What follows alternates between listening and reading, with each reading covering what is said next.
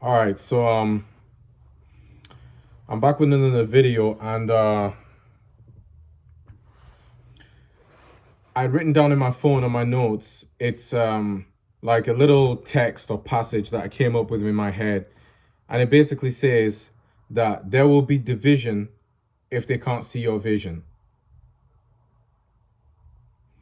Who's they? They could be family, friends, usually family and friends, because that's who you would communicate with. That's who you'd usually find yourself communicating with in regards to like your vision, you know. Um, it's more likely that you communicate your vision to family or friends rather than like a stranger. But and that's what I did. I mean, I was trying to communicate my vision to my family in particular.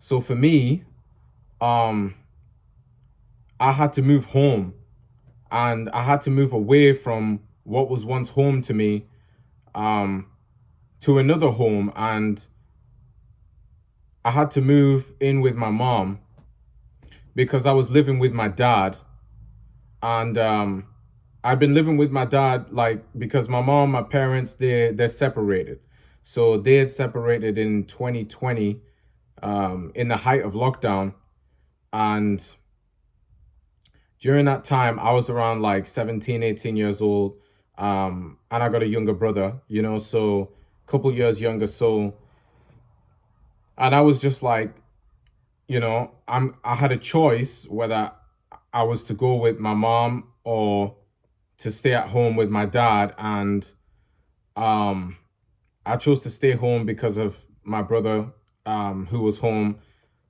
and I didn't know also what I was moving, really what I was moving into, and I was fearful of what the change could be, whether it would be better or not, right? Because once I make that change and make the decision, I can't go back on it, you know? Um, and I knew that my mom was coming out here. She moved to Scotland, so that's where I'm recording this video from in real time, Glasgow to be exact. And I was just like, well, I know Glasgow's a bigger city. I'm aware of Glasgow. I know it would be a bigger city, more populated, and um, possibly with all of that being said, more prospects, financial prospects specifically. But I'm comfortable with where I'm at here in Sunderland, in England, and I've already got like a life here. I've got some friends, because I was really still locked in with friends that I've had since high school, and then also college, and then I hadn't yet, experienced uni to see what was gonna happen there. So with my thought process at that time, with everything that I was involved with and everyone that I was involved with, it just didn't make sense for me to um, part ways with what I had become so accustomed to something to a different environment in which I would have to build up what I currently had from the ground up again, you know, and not knowing whether it would even be authentic if I do attempt to do something like that, because I'm like, well, I've got my friends from for years that have been locked in with me for years. We have a strong bond, and of course anything could happen in the future, and it may turn out that we're not close anymore, or we're not friends, and we've fallen out, and people move on with their lives, and their characteristics and morals and what they prioritize in general just starts to change over time. And I always knew that, friends are can be temporary, and but then again, even family can be temporary, right? And that was something that I wasn't anticipating at the time, you know. But I think with my mom separating from my dad, I think that put into perspective, like, when you want something in this life, you have to go and get it. And that's exactly what she did. in her own way, you know, after being in a relationship with my dad, and them two in a relationship, my mom and my dad, and then being in, I mean, in a relationship for, at that point, was, 17, 18 years going strong. And they obviously, they within that entire um period of their relationship, of course they'd have trials and tribulations from the moment we was born, me and my brother, that is, up until we became, like, teenagers and young adults and heading into our adolescence and things like that. And within that, of course, they had their differences along the way. um but I know specifically for my parents, I know that for my mom, this, when she did eventually leave my dad, it was because of you know, an ongoing difference or differences that they had in their relationship. And it's that she had kind of clocked out of the relationship for a while, maybe for a few years at that point anyway, but at the time, maybe she just felt like it wasn't the right time to leave because we was too young. We was still both in high school.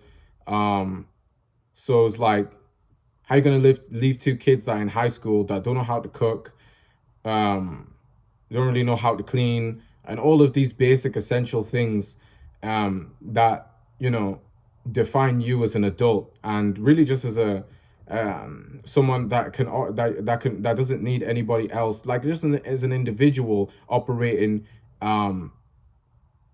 functionally for their own survival. And so because we weren't at that level yet, it was like, you know mom just had to kind of put up that shield and put up that front for herself and stay around and do the things that she needed to do for that time. And then she left. And after she left, it was like, I just wanted to party. I just wanted to just, distract myself as much as possible from the fact that my parents are no longer together.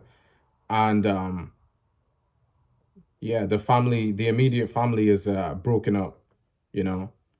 And so I was just out every other day with friends, you know, using recreational substances or just drinking alcohol, and um, staying up all night, wasting my life on, gaming and stuff like that. And I don't regret it too much. I mean, it definitely served as a as a distraction, and because it was a lockdown period, it was really extended, so it kind of helped me along the way. um I was distracted so much that I didn't really have to address the issue anymore. I didn't have to look further into myself and find out what it is I wanted to do. I just kind of got on with it over time, and I got a job, and I had I had a girlfriend at that time, and then she had left me after some time afterwards, maybe almost a year of speaking. And then I'd gotten a job, and then I was really happy with the job I'd gotten. It was like the following year, I got a job in 2021, summer 21. And I've explained the story a little bit before, like on previous videos, but um, I had a job I got my first official job in 2021, like just a corporate customer service, you know, um, type of role, taking phone calls, and completing deals for clients. Um, and at first, I was ecstatic with that, with that prospect, um, for my career going forward. And then, I do then visit my mom the next year in 2022. So it's like 2 years without seeing each other. And me and my brother, we go over to visit her, and we leave my dad, you know, at home.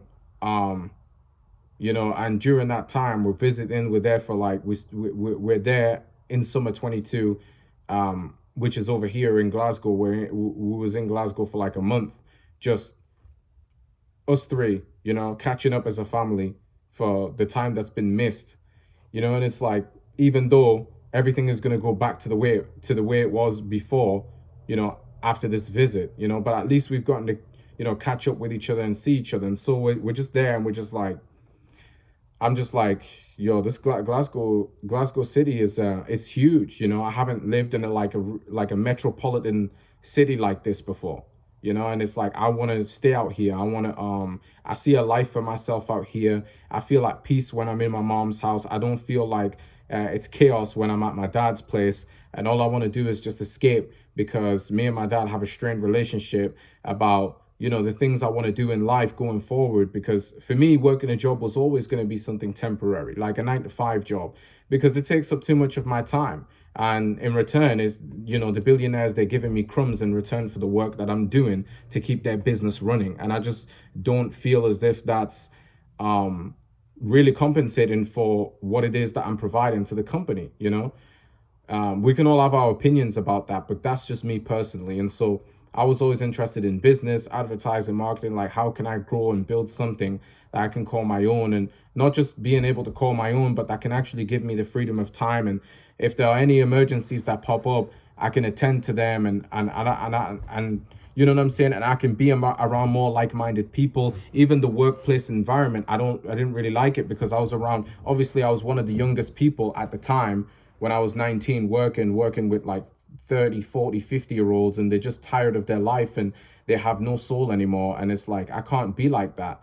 I have too much time and promise and potential to end up like this. I can't, but I knew that if I stayed there, I would end up like that. And I just, the energy of the average person when you're someone who's ambitious, and I mean ambitious, and you're also looking to carry out that ambition, not just being ambitious, for the sake of having something to dream about, but also looking for a way to, implement steps towards achieving that dream and making it a reality. When you care that much, when you're at that point, you're already past the average person. The average person not even trying to achieve their dream or make their dream a reality. They just have a dream that they hope can come true one day out of just thin air. You know what I'm saying? Like, just because they thought it means that eventually at some point they will have it. But it doesn't work like that. You think, and then you take actions towards having it. That's the only way,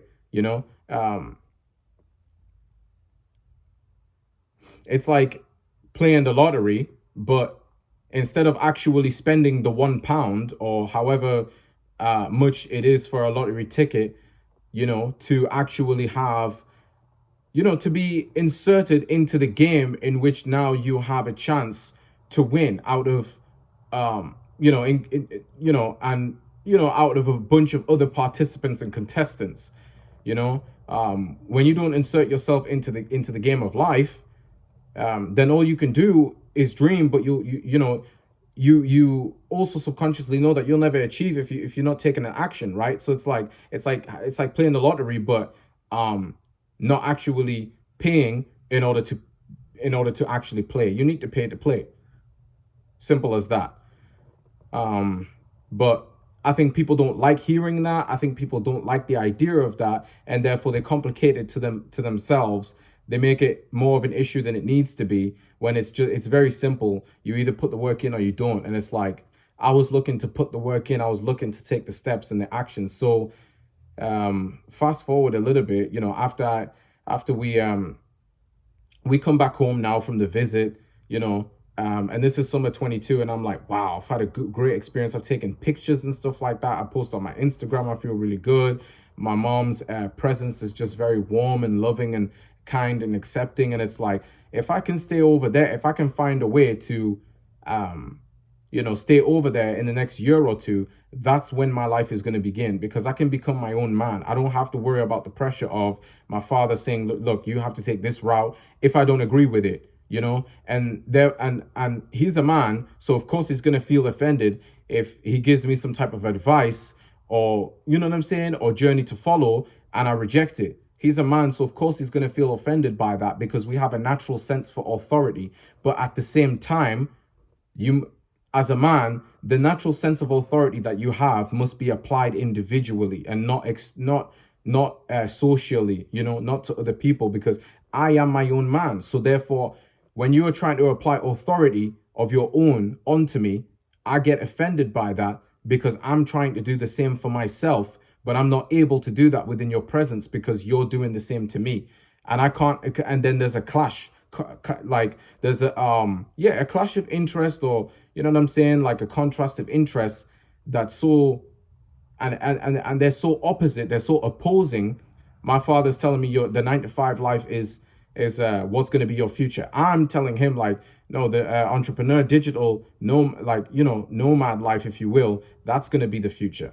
You know, so it's like they are completely opposite, and you can only do one or the other, you know, because the more time you invest within one, either or, is what you'll see a higher return from, you know.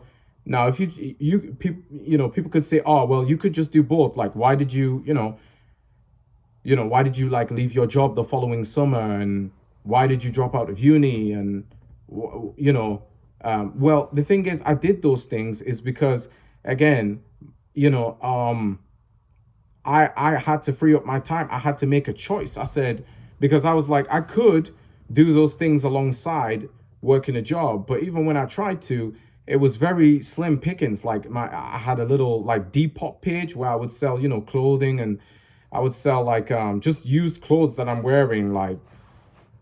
But I realized selling physical things is not efficient. You want to be selling something digitally where you can just print it, you can just have a supplier directly ship it out for you. I don't have to waste time, bagging up items and packaging them and going to the post office to post them. It's just too much time. It's just too much time. Physical product with packaging and posting, it just takes too much time, you know. I'm also promote the idea of like the digital product, and then just basically extracting that from the supplier and extraditing it towards the customer, directly from supplier to customer. It's basically S to C instead of, you know what I'm saying, instead of like B to C. It's like S to C, like supply to customer rather than business to customer. And it's just, when you have that revelation of like, okay, it's like that stick or twist moment. I was just like, Dad, like, I love you, and I value your opinion, but at the same time, it's completely opposing my game plan, and I already see the future. I'm not a know-it-all, but I do know what beholds us for the future. It's technology, it's the digital world, it's AI, it's robots, it's all this stuff, right? And I'm not going to run away from that. I'm not going to reject that. It's a part of the advancement of life.